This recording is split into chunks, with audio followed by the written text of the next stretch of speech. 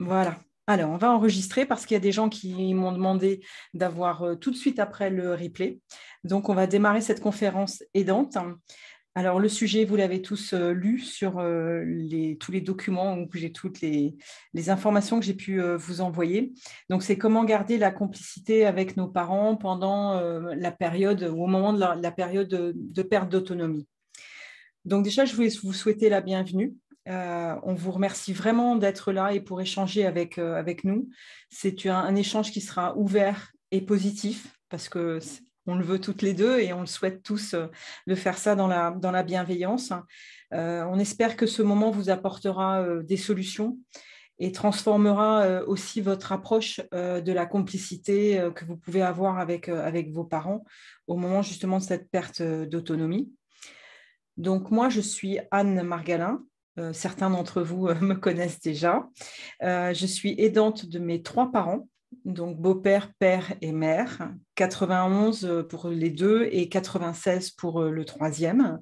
Je suis actuellement fondatrice d'un centre de ressources positifs pour guider les aidants de nos aînés, bien particulièrement les aînés. Et je suis aussi bénévole en EHPAD et réalisatrice d'un podcast. C'est pour ça qu'il y en a certains dans la salle qui me connaissent et qui sont également podcasteurs et qui ont des sujets un petit peu similaires à ce que je fais actuellement. Voilà. Et ma co-animatrice, parce qu'elle a toujours le sourire, j'ai décidé qu'aujourd'hui, ça serait Virginie. Je te laisse te présenter. Merci Anne. Bonjour à tous et bienvenue dans cette conférence. Je me présente, donc je m'appelle Virginie, je suis sophrologue et coach de vie et je suis également réalisatrice d'un podcast qui s'appelle La Voix positive pour pouvoir justement toujours aborder toutes les situations avec le plus de positif possible. Et aujourd'hui, c'est ce qui va nous réunir dans cette conférence. Alors, on va faire tout de suite un tour d'écran que chacun se présente. Donc, je vous laisserai remettre votre micro pour pouvoir dans l'ordre. Alors, je vais dire dans l'ordre de ce que je vois, moi, à l'écran. Vous présenter et si ça ne vous gêne pas, de nous mettre soit dans le chat, soit nous dire directement votre définition de la complicité. Uniquement tout court, la complicité, pas forcément avec vos parents, mais la complicité, qu'est-ce que c'est pour vous, pour qu'on puisse tourner un petit peu autour de ce sujet-là dans cette conférence. Je te laisse parler en premier, Justine. Ok, merci Anne. Donc, je suis Justine Rossin. Je viens à cette conférence déjà parce que le sujet me parle énormément à titre personnel, plus dans un lien que j'ai pu avoir avec mes grands-parents il y a ne serait-ce que quelques années. Je les ai perdus maintenant, mais voilà, c'est un sujet qui me tient très à cœur. Et puis, pour ma part, donc, je suis une psychologue spécialisée dans les transitions professionnelles et j'ai également une activité de co-animatrice de Café des aidants sur Dijon. Donc, c'est un sujet qui peut apparaître dans les cafés, bien entendu. Donc, voilà, j'avais envie de venir à la fois avec le cœur et en tant que personne et en tant que petite fille, voilà, aider mon expérience de la complicité et puis en même temps avec plus un regard, une expérience liée au pro. Et alors la complicité en mode vraiment très spontané, moi ce qui me vient, c'est l'idée un lien simple, un lien joyeux, très en lien avec le positivisme dont vous avez parlé tout à l'heure, voilà, qui peut réunir deux personnes et apporter voilà, de la joie de vivre et des moments qui facilitent le quotidien peut-être aussi. Voilà. Super. Merci beaucoup, Justine. Merci. Christophe. Alors, vous m'entendez? Très bien. Parfait. Donc, en fait, moi, je suis un ancien observateur d'une aidante qui était ma maman, qui a accompagné sa maman adoptive. Et j'ai vu tout son parcours jusqu'au placement, puisque c'était l'ultime choix qui était imposé à ma maman. Donc, du coup, pas forcément un choix voulu, mais un choix subi. Et aujourd'hui, elle en pleure encore. Et c'est arrivé en 98, donc le décès de ma grand-mère. Et voilà. Et de ça, j'ai créé, j'ai voulu développer pour justement ne plus vivre ça, en tout cas pour elle, mettre en place le futur. Même si aujourd'hui elle a 68 ans, elle n'a pas encore besoin d'aide particulière. Donc j'ai créé en 2012 l'association Paul SAP, une association qui a pour but de rompre l'isolement sur différents modèles, mais toujours dans l'esprit de la bienveillance et surtout de la décontraction, qui n'est pas forcément simple dans ces sujets-là. Et en 2018, à la demande de différentes familles que j'ai écoutées et accompagnées, j'ai créé le premier cabinet de mise en place et de suivi qualité des prestations à domicile. Parce que, effectivement, pour qu'il puisse y avoir un équilibre dans les vies de chacun, il est impératif qu'on aide l'aidant au plus près des besoins du proche aidé, quoi. Et en 2019, pour compléter ces actions-là, j'ai créé une conciergerie dédiée aux aidants, où on propose aussi de l'habitat, mais avec un package complet, avec des aides humaines, une conciergerie, un habitat universel. Voilà, pour aller vraiment dans le sens large de mes activités, j'ai accompagné plus de 200 familles, que ce soit des parents d'enfants handicapés, que ce soit des conjoints malades ou que ce soit des parents âgés.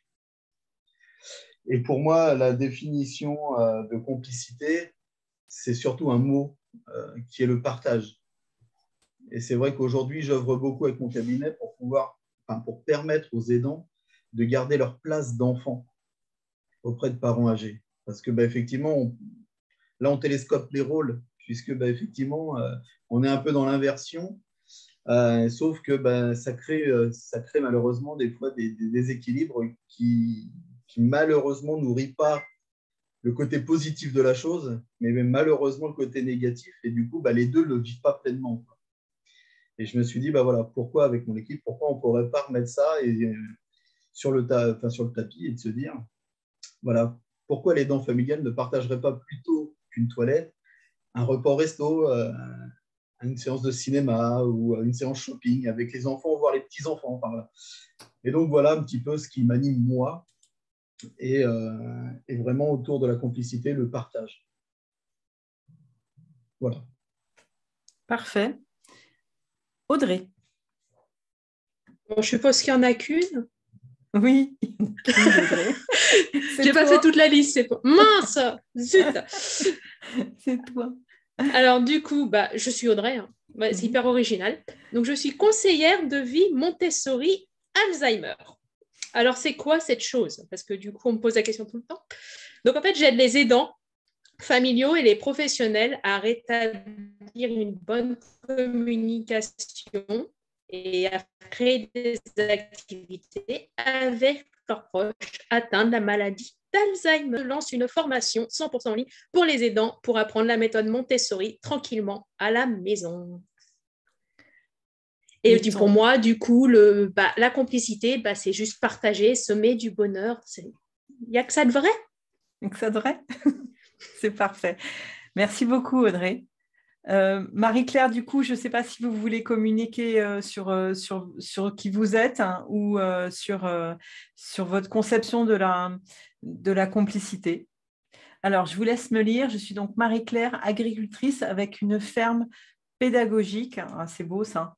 Et beaucoup de travail. Ma maman est diagnostiquée depuis peu, mais je suis dans le flou depuis plus d'1 an. Je découvre tout seule. C'est un des thèmes importants d'aujourd'hui et le thème pratiquement principal de Sweet Papy Podcast. Merci beaucoup, Marie-Claire. Est-ce que vous pourriez nous dire en un mot ou 2 mots ce que c'est pour vous la complicité? Nous écrire? Vous pouvez écrire plus tard, je le reprendrai ensemble. Super. Merci beaucoup, c'est très joli aussi. Sabine. Donc, moi, c'est Sabine.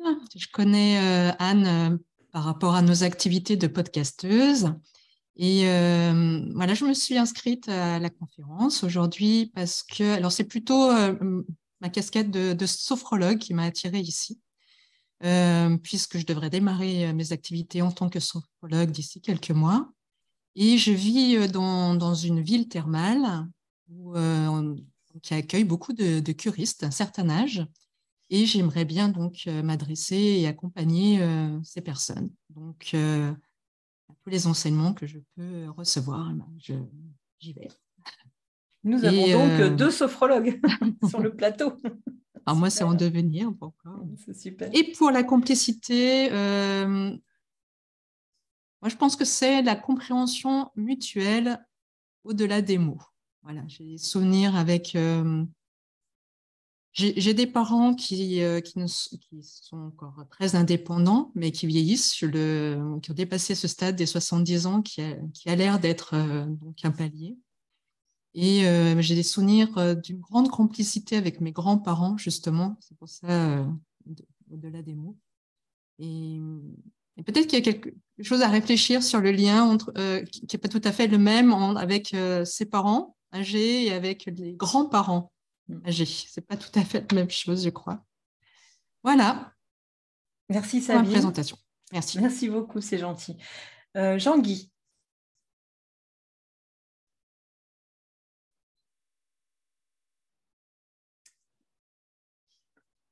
Alors, juste couper votre micro ou si vous voulez, je vous aide, si j'y arrive.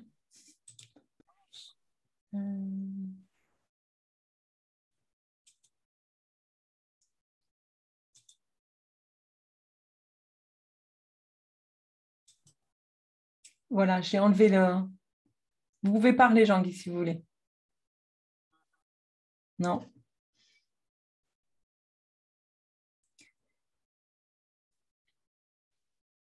Je ne vous entends pas. Écrivez dans le chat, faites comme Marie-Claire à ce moment. Écrivez, si vous arrivez, écrivez deux petits mots. Si vous y arrivez un peu plus tard, on reviendra vers vous. Je vais passer à Belidja. C'est dans l'ordre. Hein. Belidja, je ne sais pas si tu peux décrocher.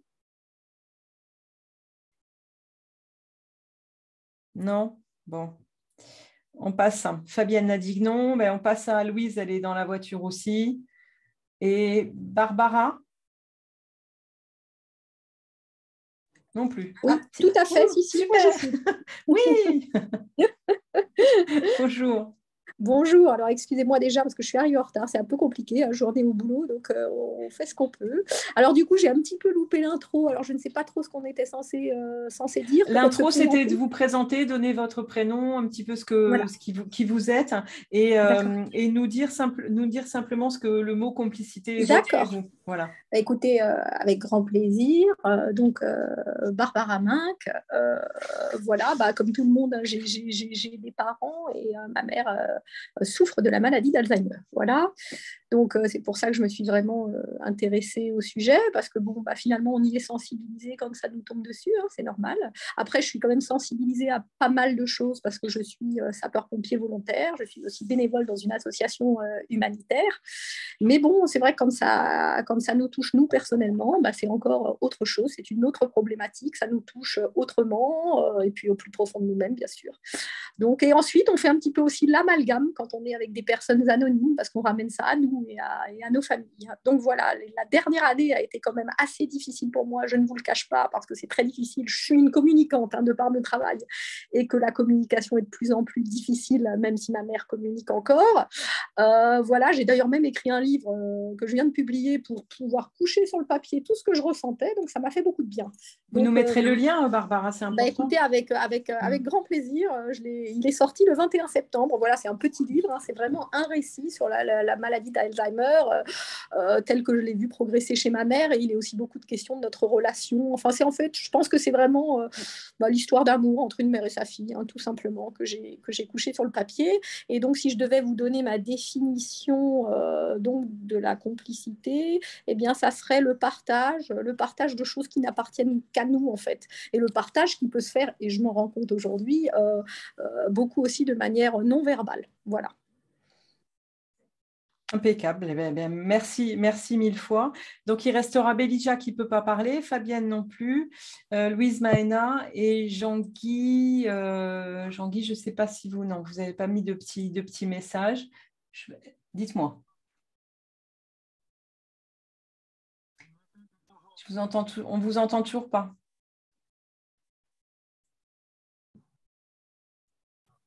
Vous nous entendez bien, vous? Ok. On verra plus tard. Si vous voulez écrire, si vous pouvez écrire dans le chat, il n'y a pas de problème. On va continuer.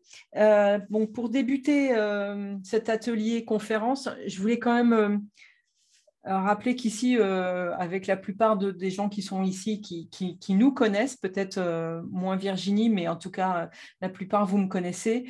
Vous savez que je cultive l'optimisme dans Sweet Papy Podcast, hein, et que c'est important.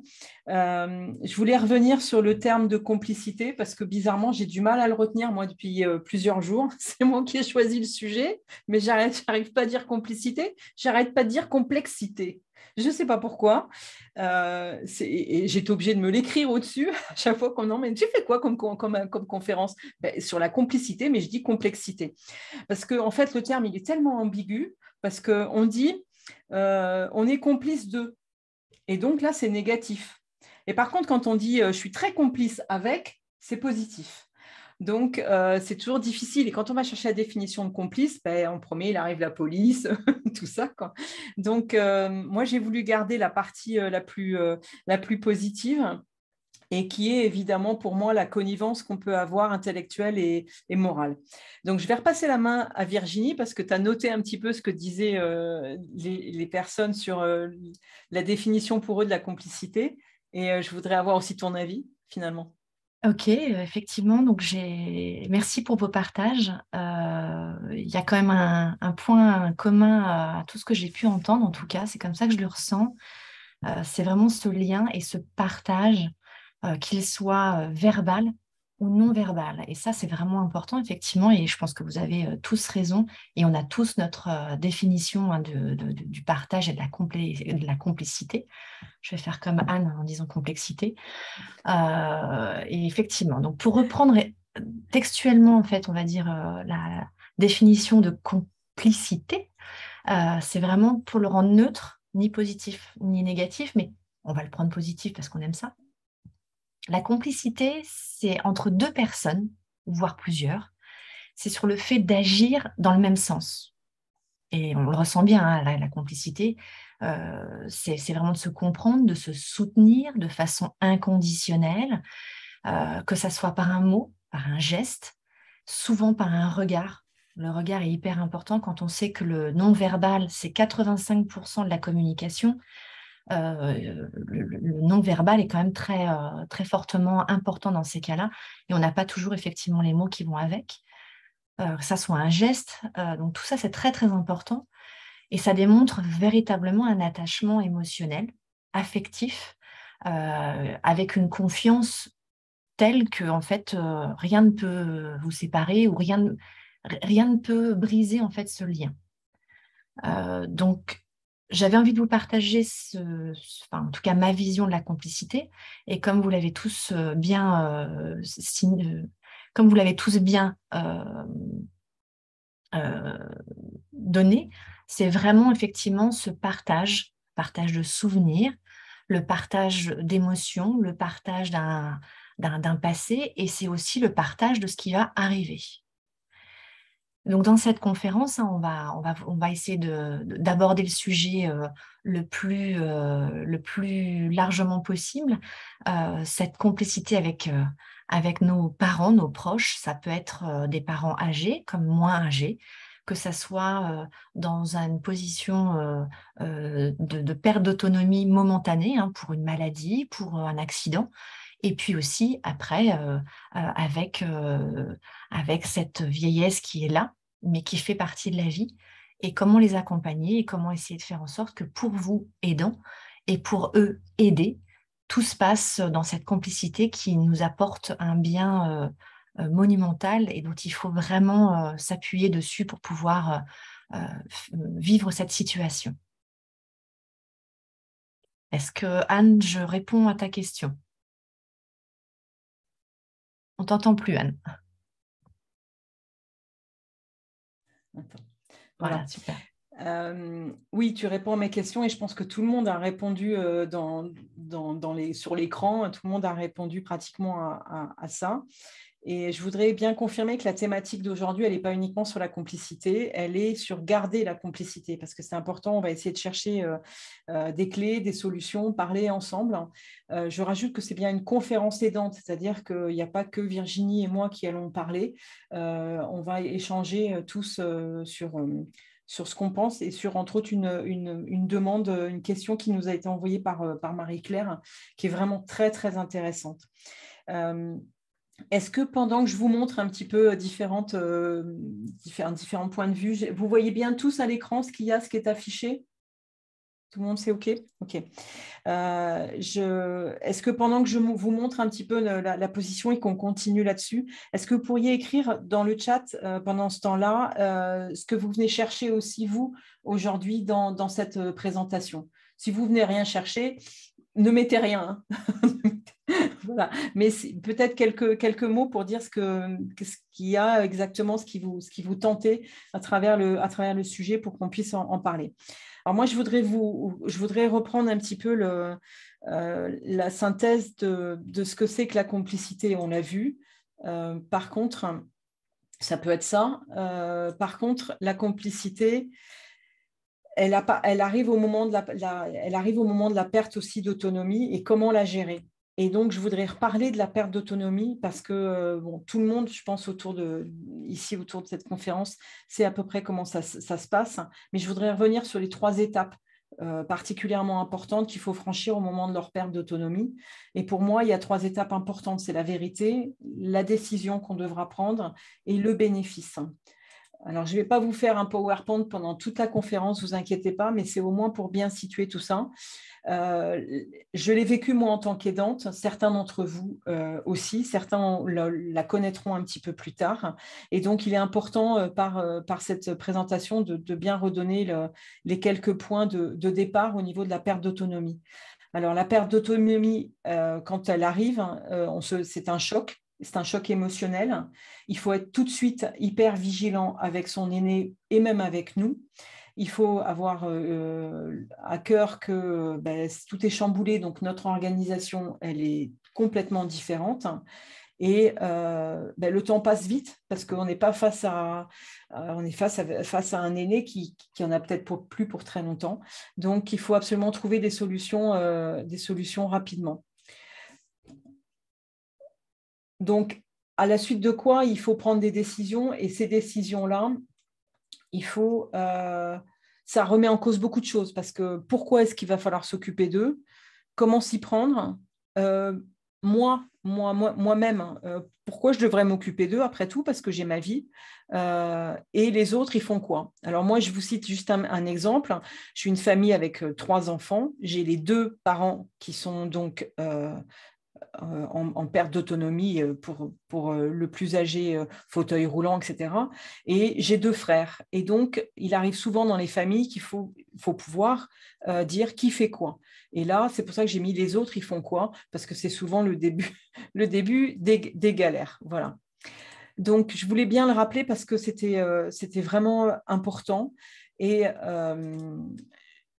voilà, je passe à la suivante parce qu'on arrive dans un environnement très particulier et qu'il faut regarder tout autour de soi. Un environnement matériel et moral, quand ils vont perdre leur autonomie et qu'on veut rester absolument complice avec eux, il faut tout de suite regarder comment est-ce qu'ils sont, comment est-ce qu'ils se sentent, est-ce qu'ils sont en sécurité. Il faut vérifier leur capacité d'adaptation à la nouvelle situation et la nôtre, parce que nous, ça va nous transformer. Il faut faire rapidement un diagnostic de la situation. On en parlera un petit peu plus tard avec Audrey, justement. C'est sa grande spécialisation, entre autres. Voilà, c'est au moins de diagnostiquer dès le départ ce qui se passe dans un domicile ou quand on va mettre notre aîné éventuellement en EHPAD, hein, parce qu'on peut garder la complicité même s'il part en EHPAD ou en SSR. Et puis, il y a la solidité émotionnelle. Mais il n'y a pas que la nôtre, il va falloir garantir celle de notre proche, le rassurer, et puis il va falloir que nous, on tienne le coup. Donc, je voulais quand même rappeler ce contexte avant qu'on ait une discussion tous ensemble. Et on va tout de suite pour rentrer, juste avant les questions, je voudrais que Virginie nous reparle des bénéfices, parce qu'il y en a, il y en a, et c'est pour ça que cette conférence, elle existe. Voilà, je te laisse la parole. Ok, effectivement, heureusement, il y a des bénéfices et comme le dit si bien Anne, on va essayer en tout cas de les détecter. On sait bien que toutes les solutions ne sont pas valables pour tout le monde, ça reste une généralité, mais au moins ça permet à chacun d'entre vous de pouvoir déjà ne pas se sentir seul dans ces situations. Ça, c'est hyper important. Ça fait partie de cette solidité émotionnelle dans un changement aussi radical ou en tout cas aussi important. Il est très, très important effectivement de pouvoir s'entourer et d'être accompagné. Donc ça, c'est quelque chose sur lequel n'hésitez pas à demander de l'aide, n'hésitez pas à vous faire accompagner, n'hésitez pas à rejoindre justement des groupes de parole tels que celui de Anne pour justement partager et parfois se dire, bah, tiens, j'y ai pas pensé, il y a quelque chose là qui m'intéresse, comment tu as fait, et on partage les expériences. Et ça fonctionne du feu de Dieu, je pourrais dire. Alors, je reviens sur ma spécialité qui va être la sophrologie. Pour ceux qui ne connaissent pas, en tout cas, très rapidement, la sophrologie, ça se propose, en tout cas, c'est bon pour tout le monde, de 7 à 77 ans et plus encore. Il n'y a pas besoin d'avoir un master de sport, il n'y a pas besoin d'être bouddhiste pour ce genre de choses, hein. Vraiment au contraire, c'est quelque chose de très très accessible qui s'adresse vraiment à tout le monde, avec handicap ou sans handicap, qui se fait assis, debout, couché, selon la personne, selon les capacités de la personne. Et c'est surtout vraiment pour venir détendre et apaiser un mental qui va venir à apaiser le physique et avec un système donc d'exercice très simple de respiration dans un premier temps pour venir apaiser. On va passer aussi après dans un exercice de, je dis relaxation, même si ce n'est pas le terme technique, mais c'est ce qui parlera à tout le monde, de méditation ou de visualisation pour justement, selon l'intention de la séance, venir apaiser, venir visualiser un souvenir positif pour se sentir, en fait, le ressenti va venir dans le corps et la personne va se sentir bien. Cette méthode, elle est tout à fait accessible et en tout cas proposée pour les aider, nos parents, mais aussi pour les aidants. C'est tout à fait compatible. C'est-à-dire que quelqu'un qui ne supporte plus la charge justement émotionnelle, j'aime beaucoup le terme que Anna a proposé, la solidité émotionnelle. Elle est intense pendant cette partie, elle dure. Vous avez le droit de culpabiliser, de ne pas être assez présent, quoi que ce soit. Et justement, en sophrologie, pour les aidants, c'est quelque chose qu'on peut tout à fait travailler et venir apaiser le mental par le physique et le physique par le mental et vice-versa. Avec les aidés, nos sweet papis, on va venir aussi les aider à se soulager de certaines tensions parce qu'on peut tout à fait ressentir qu'une personne n'est pas forcément bien parce qu'elle n'est plus chez elle, elle n'a plus tous ses repères, que ça soit dans une maladie d'Alzheimer ou autre, de pouvoir en fait vraiment, on a besoin de les rassurer. Et c'est en ça où la complicité, elle va venir vraiment complémenter et fortifier tout ce travail. La complicité nous permet de pouvoir vaincre aussi la barrière de certaines humeurs, de certaines situations. C'est-à-dire que ces personnes-là deviennent totalement vulnérables et presque à votre merci. Je vais peut-être aller un peu loin, mais c'est un peu ça. Et tout le monde ne s'en rend pas compte. Tout le monde ne l'accepte pas et c'est ça aussi qu'il va falloir retravailler pour pouvoir continuer à tisser ce lien et pour pouvoir vraiment avancer et que tout se passe dans, j'ai entendu le mot bienveillance, le mot joie, le mot amour aussi, on ne l'a peut-être pas forcément, mais ça ressortait forcément de ce que vous avez pu tous dire. Et on va se rattacher à des moments qui sont hyper importants, et qui sont présents dans la tête des aidés, dans la tête des aidants. Et c'est ça qui va venir vraiment fixer toute cette complicité et venir la développer. Donc en sophrologie, c'est vraiment ça qu'on peut travailler, en tout cas dans ce contexte-là. Évidemment, il y en a bien d'autres, mais ça, ce sera dans une autre conférence. En tout cas, voilà, je voulais vous parler de ça parce que c'est une méthode qui n'est pas encore forcément très mise en avant et pourtant qui a un potentiel et une puissance incroyable. Donc, je suis prête évidemment à vous en parler un peu plus. On aura peut-être l'occasion avec Anne de vous faire partager un atelier, pourquoi pas, si ça vous intéresse, surtout dites-le nous. On pourra tout à fait le mettre en place si c'est quelque chose qui vous parle. Et en tout cas, voilà, je voulais vous parler également de tous ces bénéfices de complicité avec ce côté affectif qui va venir continuer à se diffuser, que ça soit pour vos parents, que ça soit pour vous ou votre proche, la continuité de la relation, et puis de jouer sur cet affectif, de jouer sur ce côté enfantin qui, pour moi, est un mot très, très positif, même si tout le monde n'y met pas forcément toujours ça, mais ce côté enfant, pour moi, c'est un côté sans barrière. Il n'y a pas de barrière. Tout est possible et on peut revivre des choses intéressantes, on peut refaire des choses incroyables tant que justement on ne s'interdit pas d'oser à faire certaines choses.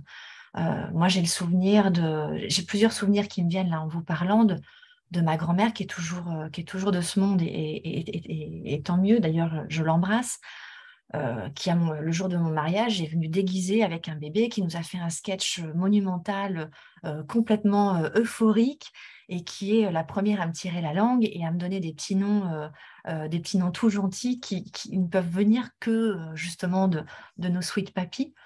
J'en ai un autre également qui me vient, c'est celui de mes grands-parents, aujourd'hui tous les deux décédés, mais ma grand-mère qui vient chatouiller mon grand-père qui est sur son fauteuil, qui évidemment ne peut pas beaucoup réagir, mais avec ce regard d'une tendresse immense, et qui vient le chatouiller là juste pour lui dire je suis là, je m'occupe de toi et t'inquiète pas, tu n'es pas tout seul, quoi. C'est vraiment voilà, cette ambiance à rassurer dans une bienveillance incroyable et de nous donner cette vulnérabilité qui est vraiment immense. Et comme vous avez pu le voir, voilà, ça vient faire baisser l'anxiété des deux côtés, et on partage de plus en plus et on continue à en profiter jusqu'au bout. Merci Virginie. Alors, je vais passer directement. Oui, Jean-Guy, je vois la main levée. Je ne vous entends pas.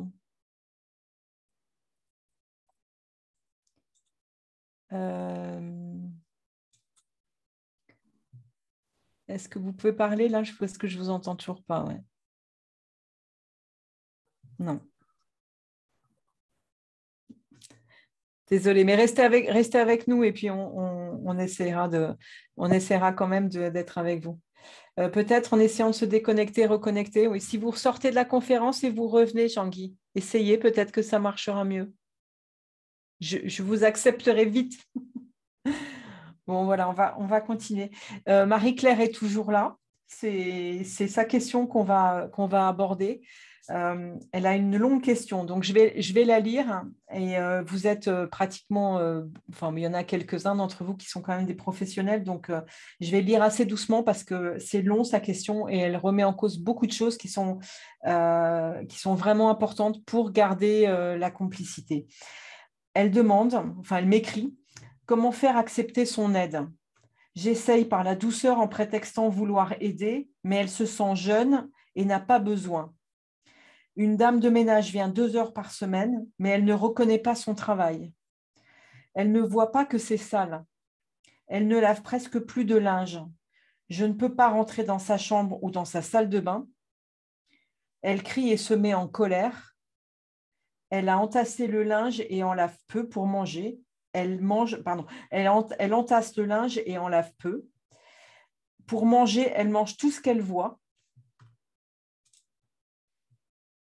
Aussi, j'amène maintenant peu et souvent, quand on travaille et qu'on a son entreprise avec son travail en présentiel, puis la compta et le bureau à la maison, c'est compliqué, très compliqué. Je vais la voir tous les jours, mais elle s'ennuie. Et pour moi, la retraite, c'est que dans 10 ou 12 ans, donc que faire? Donc là, on arrive bien sur la perte d'autonomie, peut-être sûrement plus. Et là, c'est Audrey à qui je vais passer la parole. C'est la perte d'autonomie, c'est le souci, moi, de ce que je comprends, le souci d'impossibilité de dialogue. Hein. Du coup, de garder la complicité, c'est encore plus difficile. Voilà, donc je voudrais avoir ton avis, Audrey. Alors, tout d'abord, je suis tout cœur avec elle parce que j'ai vécu ça. Et avec mes 2 parents en même temps. Et à l'époque, moi, j'étais mineure. Donc, moi, j'ai commencé à m'occuper d'eux, j'avais 16 ans. Donc, j'ai passé le bac en m'occupant de mes 2 parents, dont mon père qui était très, très particulier. Parce que du coup, en fait, il avait la maladie à corps de Lévy qui s'est combinée 6 mois plus tard avec un cancer. Donc, j'ai eu les 2 en même temps, plus ma maman qui avait une démence frontale de l'autre côté. Et évidemment, je suis une enfant de ce qu'on appelle les enfants de vieux. Donc, se faire aider, non. Voilà. En gros, c'est pas compliqué, c'est non. Pourquoi? Alors déjà, ça dépend de l'âge qu'a sa maman en question. En général, dites-vous que les personnes qui ont entre 80 et 90 ans, se faire aider, ce n'est pas leur truc, pour la simple bonne raison que déjà, vous êtes son enfant. Donc, qui c'est qui commande? C'est lui, c'est pas vous. Donc déjà, là, ça passe mal. Après, au niveau de se faire aider, pour les aides à domicile, d'ailleurs, si vous voulez, je vous donnerai le lien d'un article que j'ai fait il y a quelques mois là-dessus. En général, ils refusent parce qu'ils ne comprennent pas. Donc, ce n'est pas parce qu'ils sont en perte d'autonomie, hein, même s'ils ont beaucoup de mal à accepter la maladie, mais c'est un autre sujet. C'est parce qu'en fait, ils ont eu la sensation de manque en étant jeunes. Et donc, ils se disent, ok, potentiellement, je veux bien accepter de l'aide, mais ça va me coûter combien tout ça? Ça se trouve, c'est extrêmement cher. Je n'ai pas les moyens. Donc déjà, il faut les rassurer sur ce point-là. Après, on a beau jouer le côté affectif, des fois, ça ne passe pas juste parce qu'on est leurs enfants. Moi, je sais que pour mes parents, ça a été extrêmement compliqué, donc j'ai triché un petit peu. Qu'est-ce que tu as fait Et encore? donc l'astuce numéro 1 que j'ai trouvée, en fait, c'est que mes parents, j'avais de la chance que quand ils étaient encore en vie, ils avaient leurs amis d'enfance qui étaient toujours là. Et donc, j'ai commencé à mettre en place des petites astuces du genre, quand ils ne voulaient pas se lever le matin, c'était « Non, mais j'ai pas envie de me lever. » Ah mince, t'as pas envie de te lever, mais il y a ton amie Colette qui vient aujourd'hui, tu vas quand même pas la croiser en chemise de nuit, franchement, c'est pas comme ça que mamie t'a élevé. Et là, grandiose, ça se levait pour aller dans la salle de bain, c'est limite si ça courait pas. Ah non, je fais pas ça. Pareil pour mon père quand il refusait de se laver, c'était bon, ok, aujourd'hui t'as pas envie de te doucher. D'accord. Et là, c'était, je te propose un truc. On va sortir un planning de la semaine et on va mettre tous les 2 l'heure de la douche dessus. Le jour que tu veux, à l'heure que tu veux. Donc, il a choisi ses jours et je le faisais regarder ce planning tous les jours. Et même quand il ne voulait pas, je lui disais, tiens, regarde, aujourd'hui, on est tel jour, dans 2 jours, t'as ta douche. Il me disait, ouais, genre, de toute façon, on va pas oublier. Et là, c'était, qu'est-ce qui te ferait plaisir après ta douche? Et mon père était hyper gourmand. Il avait une obsession pour les éclairs au café. Donc, je retiens j'aimerais bien un petit éclair au café après au petit déjeuner. Bon, c'est pas super sain, je vous l'accorde. Mais une fois de temps en temps, ça fait pas de mal. Et là, je lui dis, bon, ok pour l'éclair au café, mais si tu prends ta douche. Le lendemain, je vais voir à la boulangerie, je lui dis que 48 heures après, j'aurais besoin d'un éclair au café parce que mon papa veut son éclair. Elle me dit, pas de problème. Et là, elle me propose même un truc qui est formidable. Elle me propose qu'il y ait un apprenti qui vienne directement livrer l'éclair au café le jour même à la maison. Elle me fait, il n'y a pas de souci, on vous connaît. Elle fait, il n'y a pas de problème. Arrive le jour fatidique de la douche, mais pour réveiller mon père, et mon père me dit, non. Je dis, comment ça? Non, il me fait, non, tu t'es trompé, c'est pas aujourd'hui. Je décroche le planning que j'avais accroché à son mur. Je lui donne le calendrier à côté, on vérifie. Alors, qu'est-ce que tu lis comme lettre? Est-ce que c'est les mêmes? Ouais. Pas super aimable, mais bon, il me dit ouais. Et là, il me fait, ouais, mais franchement, la douche, l'eau, je vais rouiller. Grandiose, je vais rouiller, je ne veux pas prendre de douche. Là, je lui dis, écoute, en plus, on a un rendez-vous dans pas longtemps. Je fais, t'as 25 minutes, je fais top chrono, je fais même avec le rasage. Je sais pas ce que je fais, sinon tu vas rater quelque chose. Je fais, il y a une surprise pour toi. Et mon père, en fait, il a toujours été hyper enfant dans sa tête. Donc, c'est génial. On a gardé une complicité de ouf avec mes parents tout le temps avec ça. Et là, il me fait, c'est quoi? Je dis, je sais pas, si je te le dis, c'est pas une surprise. Et là, il se traîne les pieds pour aller à la douche. Et je reçois un petit texto sur mon téléphone. Et c'était un petit appel vidéo. Et c'était la boulangère. Et il y avait l'apprenti qui était en train de mettre le glaçage de l'éclair au café, qui envoie la petite vidéo. Et là, je dis, ah bah, tiens, papa, c'est pour toi. Et là, il regarde la vidéo, il me fait, mais qui c'est? Je fais, bah, tu te souviens de ton éclair au café? Je fais, bah, une fois que tu es douché, je fais, le monsieur là, il est en train de le faire. Je fais, il te l'apporte. Et je fais, si tu veux, je fais, et tu es d'accord, je fais, pour prendre tes douches, même quand c'est pas moi, je fais, ce jour-là, je fais, tu auras le droit à ton éclair au café toutes les semaines. Eh bien, il a accepté de prendre ses douches, même avec les aides à domicile. Tu as entendu, Audrey, ce qu'a posé comme question Marie-Claire, puisqu'elle elle a à la fois le problème de nourriture dont tu parlais, elle a à la fois le problème de linge, en même temps le problème d'organisation, la femme de ménage, enfin, etc. Qu'est-ce que tu conseilles, toi, à Marie-Claire pour essayer de garder ça enfin, sa question, c'est comment faire accepter son aide et en gardant, j'imagine, la complicité qu'elle avait avant avec sa maman. Alors déjà, la question est pourquoi? Parce qu'en général, quand ils commencent à manger tout ce qu'ils trouvent, s'ennuyer, déambuler, laisser leur linge un peu partout ou pire, planquer le linge sale avec le linge propre, enfin, ou tout un tas de choses, genre mettre de la nourriture dans le linge, c'est qu'en général, il y a une démence derrière. Donc déjà, il faudrait savoir si elle était détectée ou pas. Parce que le problème c'est que quand ils commencent à avoir un début de démence, bah, ça les angoisse en fait. Ça angoisse la personne qui l'a autant que ça nous angoisse, nous. Et ce qu'ils veulent, c'est avoir un sentiment de contrôle. Donc, si on commence à leur dire, bah, c'est sale, il faut laver, il faut manger ci, il faut manger ça, fais pas ci, fais pas ça, bah, ils n'ont plus de contrôle en fait de leur vie. Alors que si on leur dit, d'accord, mais il faudrait mieux que tu ne manges pas ça. Il faudrait juste savoir pourquoi. Moi, j'ai eu par exemple un patient qui était atteint du syndrome de Pica. Donc, c'est ça, c'est exactement ça. Il mange n'importe quoi. Et ce monsieur, eh ben, il mangeait la peinture de son appartement. Il grattait les plaintes. Il mangeait la peinture, mais il ne mangeait pas ce qui était dans le frigo, juste la peinture. Et que, du coup, je lui ai demandé un jour pourquoi. Alors, il ne faut jamais croire qu'une personne qui a des troubles cognitifs n'est pas capable de vous comprendre. Elle vous comprend très bien. C'est juste qu'elle ne veut pas forcément discuter avec vous. Donc, il faut vous mettre à la même place qu'elle. En lui disant, ah, je vois que tu manges, par exemple, ce monsieur-là, je dis, vous mangez de la peinture. Je me demande quel goût ça a, mais ça ne doit pas être terrible. Moi, par contre, question copeaux, je préfère les copeaux de chocolat sur la glace à la vanille. Et là, quand il me regarde, il me fait un sourire, il continue. Et là, je lui dis, je fais, où est votre cuisine? Et puis, il me montre du doigt sa cuisine. J'ouvre le frigo, et là, je vois des petits mots de sa fille à base de, bah, tiens, papa, je t'ai fait ton petit déjeuner préféré, t'as des pancakes, il y a juste à les réchauffer. Je lui dis rien, je fais chauffer les pancakes, je laisse traîner avec sa peinture. Bon, il en mangeait très peu, donc j'ai eu de la chance qu'elle n'était pas toxique surtout. J'arrive devant lui, je pose l'assiette de pancakes, je lui colle le petit mot entre les mains. Et là, je dis, moi, je ne sais pas vous. Hein. En même temps, je t'avais dit que c'était pour vous, mais je ne sais plus ce que vous préférez la peinture. Je vais manger vos pancakes, moi. Et là, il m'a pris l'assiette des mains en disant, non, c'est à moi. Il fait, par contre, il fait, je ne sais pas, c'était où? Là, je dis, c'était dans le frigo. Je fais, vous savez, vous m'avez pointé la pièce du moins. Et là, il me fait, oui, par là. Et là que je fais, vous savez où est votre frigo? Il me fait, il est dans la cuisine. Et là, je lui dis, bon, venez avec moi, on va à la cuisine. Je l'accompagne à la cuisine et là, je lui dis, montrez-moi votre frigo. Et bien, le problème, il était là, en fait. Il mangeait tout ce qu'il trouvait parce que le frigo, c'est un mot qu'il ne savait plus ce que c'était. Il ne savait pas où était le frigo? Si. Le problème, c'était ça. Le problème, c'est la sémantique qu'il a perdue. Et il ne savait pas ce que c'est, un frigo. Alors que je lui ai fait mettre une petite affiche avec mes enfants.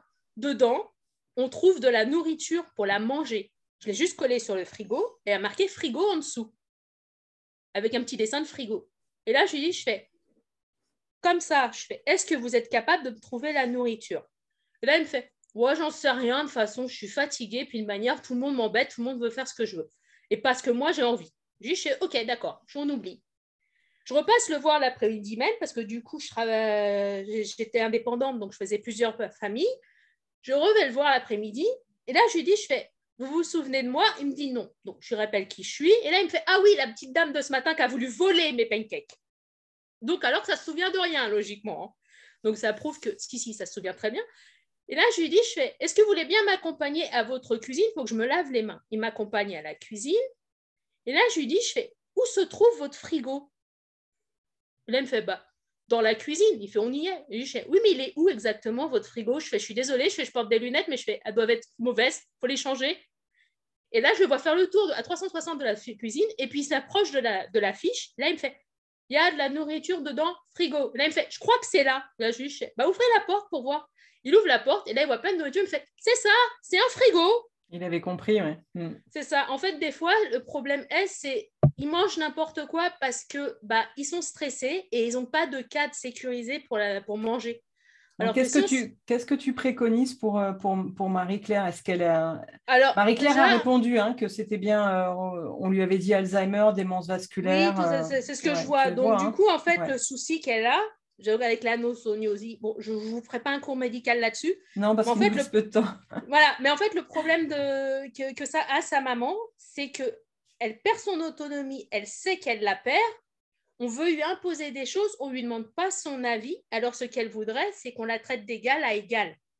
Donc, pour manger, il suffirait juste lui dire « Je vais te préparer à manger » et manger avec elle, mais le faire vraiment avec elle. Parce que là, c'est le truc où, en général, ils ne disent pas non, arrive à un certain âge, parce qu'ils n'ont pas été élevés comme ça.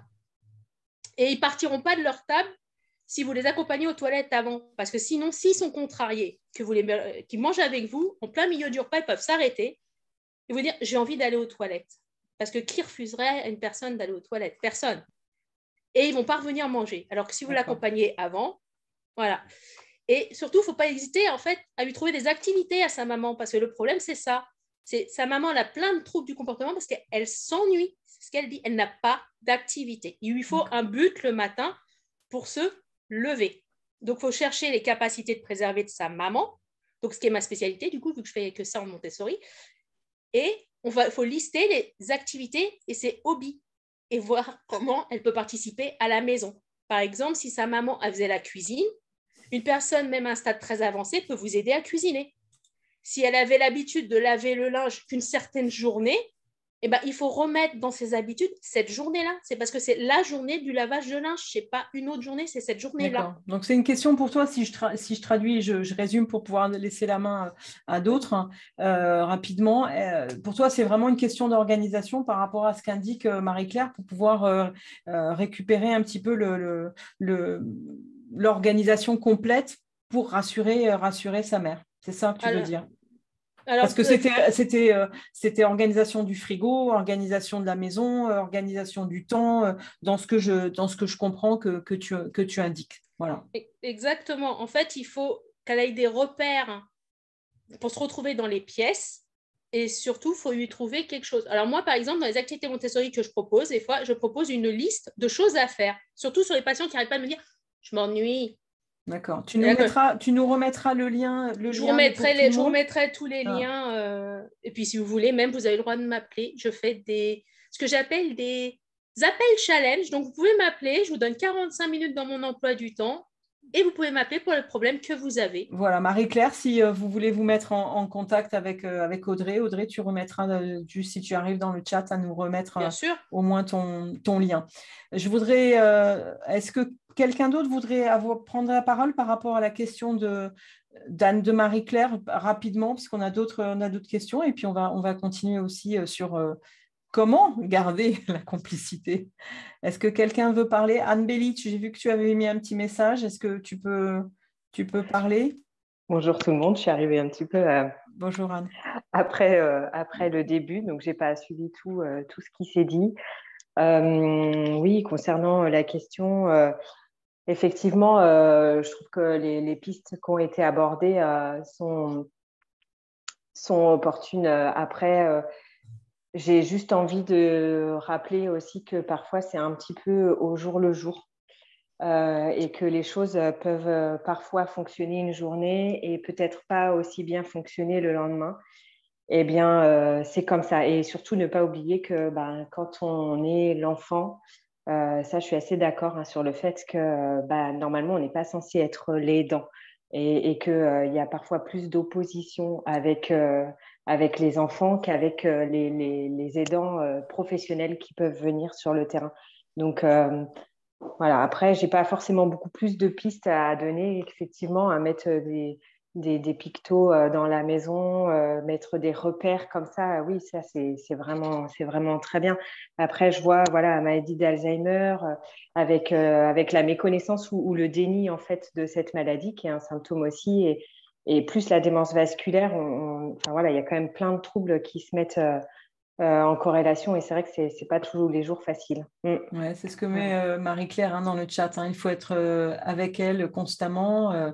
Est-ce qu'il faut lui faire accepter les sorties, les activités je pense qu'il faut faire un point complet justement pour arriver à ce que ça reparte vers le positif, parce que autrement ça. Mais là, on est vraiment quand on est dans les maladies neurodégénératrices, on est presque, je dirais pas au bout, mais on est un peu assez loin au niveau de la perte d'autonomie quand même. Hein. Donc c'est vrai que la complicité d'un seul coup, elle est compliquée à garder du fait de la démence en général. Hein.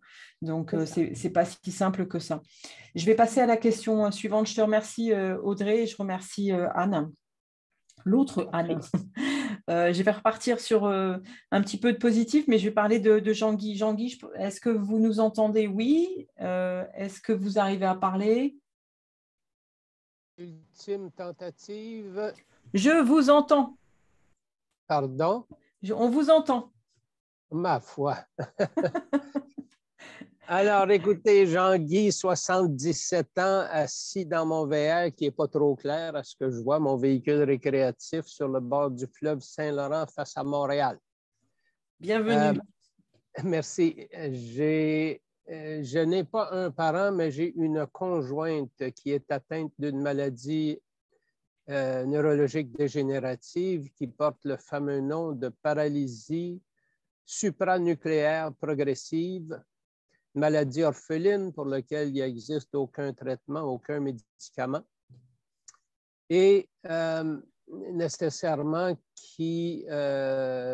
ça commence par des problèmes d'équilibre. C'est de la famille du Parkinson, sauf qu'il n'y a pas de tremblement. Et ça va s'en aller graduellement vers la démence. Alors, si je suis ici, c'est parce que je suis à l'affût de tout ce qui traite de proche aidance. Et je n'ai rien à voir avec la sophrologie, mais je me considère comme un souffre-douleur présentement parce que je trouve ça très difficile déjà. Alors voilà, c'est ce que je voulais vous dire. Je ne pourrais peut-être pas être là longtemps, mais... Non, mais on vous remercie, Jean-Guy. Je vais juste lire votre question, que tout le monde soit au courant quand même de ce que vous avez écrit. Les proches aidants doivent-ils sacrifier leur vie à prolonger celle des parents, conjoints ou enfants, pour qui la médecine et la science ne peuvent rien sauf l'acharnement? Donc, je comprends votre question. Je dirais qu'on en a parlé un petit peu avant avec Virginie. C'est quand même une question profonde et difficile qui aurait le mérite d'être plus approfondie avec vous lors d'un prochain atelier, parce que j'aurais aimé à ce moment-là, un petit peu comme on fait aujourd'hui, de contacter peut-être des thérapeutes qui sont plus spécialisés pour venir en discuter avec vous, pour animer une autre conférence sur cette thématique-là. Si on aura plaisir à vous retrouver, en fait, si vous arrivez à revenir avec nous sur une prochaine conférence qui sera plus reliée à votre thématique. Ce sera avec grand plaisir. Merci. Merci Jean-Guy, parce que c'est vrai que c'est tellement complexe qu'il faut quand même aller chercher les informations auprès de thérapeutes. Et ni Virginie, ni moi, et je pense que Audrey non plus, ou Anne, il y a d'autres spécialistes au moins pour pouvoir répondre. Et j'aimerais moi vraiment approfondir votre question et prendre le temps d'y répondre. D'accord, merci. J'ai juste envie de vous dire, Jean-Guy, ouais, pardon Anne, non. Prenez soin de vous quand même. Oui. S'il vous plaît. En attendant, voilà, Justine, si tu veux dire 2-3 petits mots, parce que tu es aussi psy, donc je pense que tu sais ce que c'est que les danses. Mais c'est vraiment cette idée-là, hein, je rebondis, c'est ce que j'étais en train de partager, l'idée de prendre soin de soi, parce que j'imagine et je sais toute l'impuissance qui va avec ce type de situation où on donne, on cherche des solutions, on est là au quotidien, on s'investit énormément, on y laisse beaucoup d'énergie. Il y a de la culpabilité parfois qui est associée à se dire, mais malgré tout ce que je fais, malgré toute ma bonne volonté, j'y arrive pas, j'ai l'impression de pas m'en sortir. C'est aussi prendre soin de cette idée selon laquelle on fait déjà de notre mieux. Pour se retirer ne serait-ce qu'un tout petit peu, même si je sais qu'on ne se la retire pas complètement, mais ne serait-ce qu'un tout petit peu, la pression qu'on se met et tout ce qui va avec, du coup, et qui finalement va à l'encontre de ce qu'on recherche, parce qu'on finit par être plus dans une résistance que dans une ouverture. Donc, prendre soin de tout ce qu'on fait déjà et remarquer ce qu'on fait déjà et qu'on fait déjà de notre mieux pour rester dans cette ouverture-là. Ouais, merci beaucoup, Justine, parce que tu l'as bien écrit dans le chat. Je ne sais pas si Jean-Guy arrive à le lire, mais bien vous confirmer tous que effectivement vous faites déjà tout ce qui est possible et tout ce qui est le plus important. Donc, il faut bien que vous teniez. Et c'est pour ça aussi que la conférence d'aujourd'hui, elle est aussi comment garder la complicité, c'est comment garder le lien aussi sans s'écrouler. Hein. C'est vraiment très important. Voilà. J'avais une question de Christophe, mais étant donné qu'il est parti, il y aura un droit à la prochaine fois. Merci Justine, à bientôt. Merci beaucoup, à bientôt. À bientôt. Voilà, je voudrais revenir un petit peu sur, je vois que Edith vient d'arriver. Bonjour Edith. Maldonado, bonjour. Il y en a que on n'a pas eu le temps de saluer. Je voudrais juste faire un petit point avec Marie-Claire. Est-ce que Marie-Claire, ça vous... Je ne vais pas dire que ça vous convient, ce n'est pas le terme, mais est-ce que ça vous aide un petit peu? Est-ce que ça vous donne des pistes? Si vous pouvez aussi l'écrire. Sabine, tu aurais quelque chose à dire de particulier sur tout ça ou...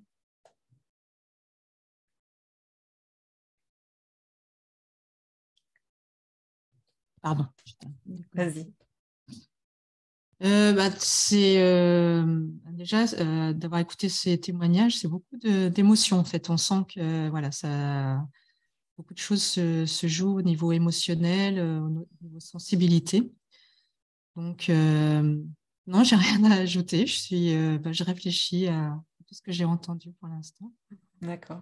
Merci pour ces moments, ces échanges. Ouais. Merci beaucoup. Je vois Céline. Céline, est-ce que tu voudrais parler?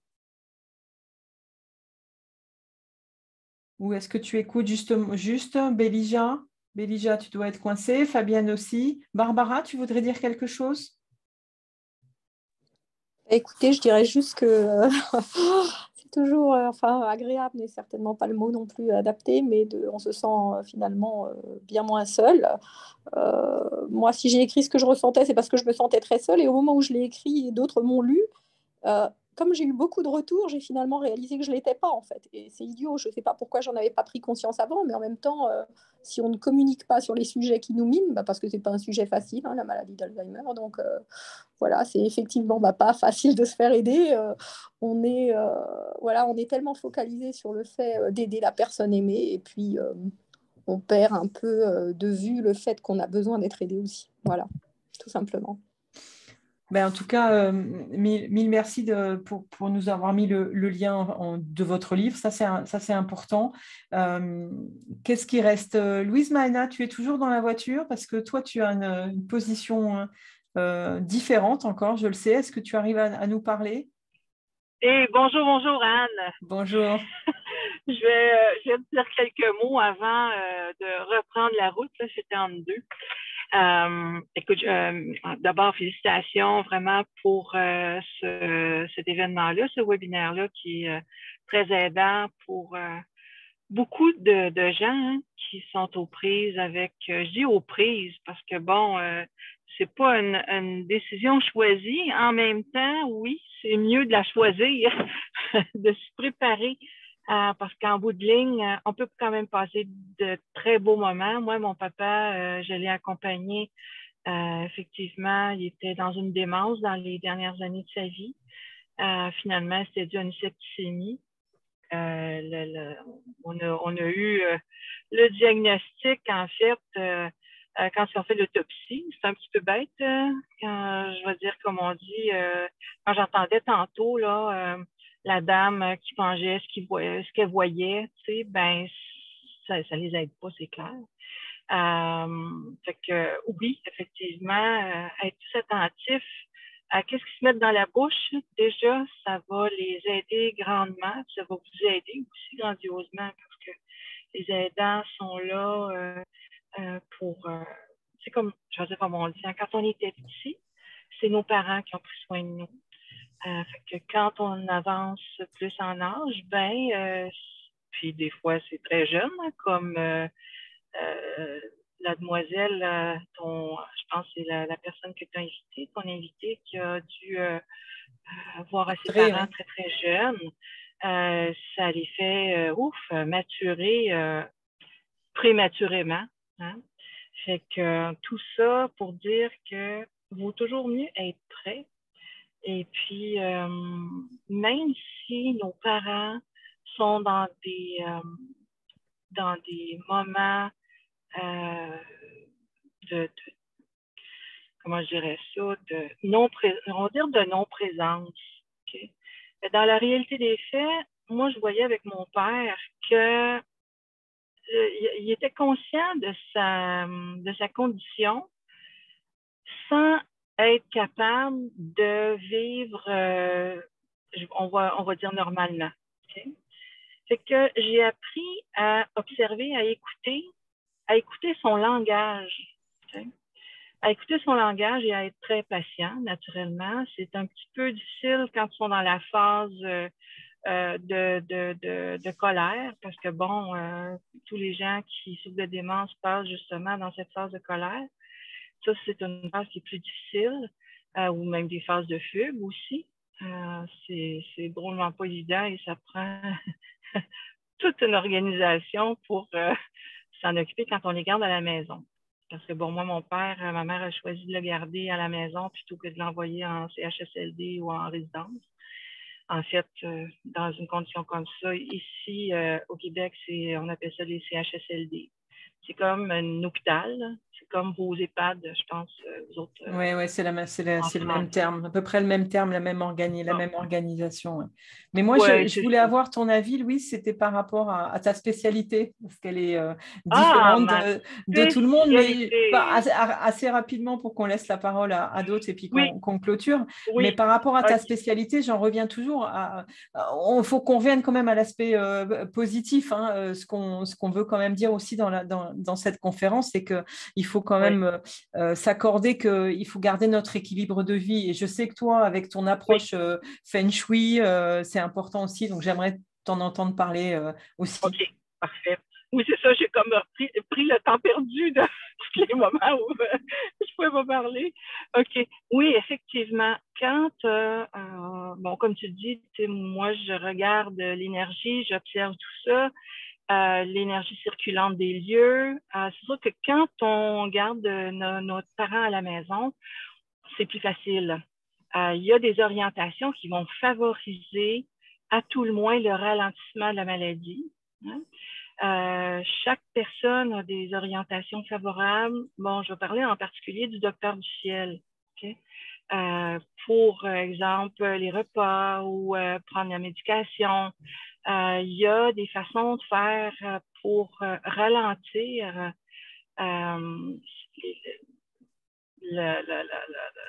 en fait, c'est ça, ralentir l'élan de la maladie. Et en même temps, pour les gens qui sont les aidants, moi, je suis beaucoup prévention primordiale. Okay? Donc, éviter d'attendre d'être rendu dans la situation problématique. Tout ça, ça se prépare aussi. Donc, l'anticipation, pour les aidants, c'est la même chose. Ouais, c'est l'anticipation, c'est ça pour toi? L'anticipation, je te dirais, l'anticipation, ça fait plutôt rentrer dans l'anxiété. Mais la prévention primordiale, qu'est-ce que c'est? Écoute, on le sait, les parents sont vieillissants, on sait les parents ont des difficultés de santé. D'abord, soit les aidants. C'est sûr qu'on arrive toujours à un moment à être aidant, qu'on le veuille ou pas. C'est ainsi, aussi bien faire attention à notre santé. Donc, oui, on peut, avec les énergies circulantes, ça va avec la date de naissance, on peut justement favoriser la santé de toute personne Okay? La santé, peu importe qu'on soit aidant ou que ce soit pour nos parents qui sont déjà entrés, qui ont déjà fait un pas dans une maladie plus importante. Donc, quand je parle de prévention primordiale, ben c'est de s'informer, d'être au courant, de mettre en application ces ressources-là qui sont là pour nous. D'accord. Okay. Fait que la prévention primordiale, c'est aussi l'alimentation, c'est aussi l'exercice, mais là, on parle. On en reparlera, on refera un atelier là-dessus. Je pense que c'est important qu'on fasse une conférence sur ça. Oui, c'est ça. Donc, tout à fait. Moi, je regarde ce côté-là. Puis, comme je disais tantôt, de les observer, de les écouter, parce que tout simplement, ils parlent un langage différent. Fait que d'être en mesure de garder un équilibre, justement, dans la communication. Et puis, ben voilà, hein. Ouais, c'est pas mal ça. Ok. Alors, je vais reprendre ma présentation quand même parce que c'est important. Ouais. Merci beaucoup en tout cas, Louise Maine. Reprends la route. Oui, merci à toi. Anne. Reprends la route. Bon, si on résume un petit peu, et je me doutais un peu de ce que vous alliez dire, même si vous en avez dit beaucoup et je vous remercie tous. On a donc des possibilités quand même de faire des approches douces qui sont importantes. Il faut le dire, Sweet Papy Podcast, c'est vraiment ça. On essaye de chercher à apporter vraiment des réponses les plus positives possibles. C'est peut-être utopiste, mais il faut le faire parce que c'est à la fois pour notre équilibre de vie et en même temps, c'est une relation qu'il faut essayer de garder avec eux, qui doit être de plein d'amour. Parce que quand on entend Audrey parler de ses parents ou de son père, c'était difficile, mais ça n'empêchait pas tout l'amour qu'elle avait. Moi, j'ai une passion pour Sweet Papy et c'est pas pour rien que ça s'appelle Sweet Papy, donc c'est important. Et je pense que vous êtes tous ceux qui me connaissent et ceux qui connaissent l'histoire de Sweet Papy et en même temps le podcast de Sweet Papy savent que c'est important de garder une approche positive et douce. Donc, si je résume un petit peu, et c'est ce que j'avais préparé, donc on est d'accord qu'on essaye d'utiliser des formules positives. On propose, on n'impose pas. On écoute et on essaye de décoder ce qu'ils disent. Ça, c'est vraiment super important. Faire rire et jouer. Alors ça, j'ai fait des épisodes sur 2 animatrices qui venaient à domicile justement pour jouer avec eux. Les faire rire, je vous donnerai moi mon exemple que la dernière fois que j'ai vu Sweet Papy, j'ai passé l'après-midi à jouer avec des feuilles de chêne, des glands de chêne que je lui ai mis dans la bouche, dans les oreilles, partout. Et on a rigolé pendant 3 heures sur ça. Mais il était tranquille, il était heureux. Et à la fin, quand je suis partie, il m'a dit « Ma fille, je pense à toi tous les jours ». Bon, voilà, c'est ça que ça veut dire, c'est qu'il faut en même temps accueillir l'affection qu'il nous apporte et prendre toute cette énergie-là, parce que quelque part, c'est là aussi l'affection qu'on a eue quand on était enfant et qui continue de nous rendre. Donc, on reste toujours pour moi sur ça. Et puis, la chose aussi la plus importante pour moi aussi, c'est leur environnement. Faciliter l'environnement, faciliter ce que disait Audrey, leur expliquer où est le frigo, où est ceci, ne pas mettre plein de choses dans la pièce, qui retrouvent quand même en EHPAD, qui retrouvent leur environnement. Et ça, pour Sweet Papy, c'est quelque chose de vraiment très, très important. Voilà. Donc, bon, certains ont essayé ou pas, mais je voudrais quand même en parler pour les aidants qui ont laissé, dont Marie-Claire. Donc, nous, on a essayé chez Sweet Papy en tant qu'aidante. Je pense que vous aussi pour certains.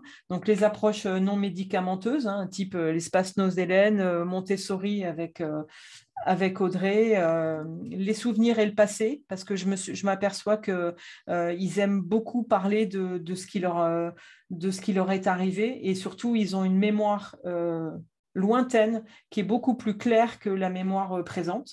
Donc, il faut en profiter pour les faire parler. Avoir un dialogue apaisé, je sais que ce n'est pas forcément facile. Moi, j'ai une sweet mamie qui n'est pas sweet du tout, donc avoir un dialogue apaisé, ce n'est pas cool non plus, c'est très difficile. Alors, toujours dans un exemple, la dernière fois que le dialogue n'était pas du tout apaisé, j'ai embarqué Sweet Mamie, je l'ai mis dans la voiture et je l'ai emmenée au restaurant. Et elle était heureuse parce que ça faisait des mois qu'elle n'avait pas été au restaurant. Voilà, parce qu'elle était enfermée, isolée, seule, elle s'ennuyait. On revient à ce que disait ou ce qu'écrivait Marie-Claire. Voilà, ensuite, il faut essayer de garder le plaisir d'être ensemble, l'humour, bien sûr, le jeu. Et puis pour nous, respirer, sourire et partager le plus possible notre bonne humeur. Donc tout ça pour vous dire que pour moi, comme pour, je pense, vous tous, et surtout pour Virginie, on en a parlé, c'est de renforcer nos valeurs familiales et humaines qui sont vraiment très, très importantes à ce niveau-là. Voilà, donc je voulais en tout cas remercier tous ceux qui ont mis plein de choses dans le chat. Je laisse la parole à Virginie pour, pas forcément conclure, mais au moins dire d'autres choses. Je sais que tu as d'autres choses à dire aussi.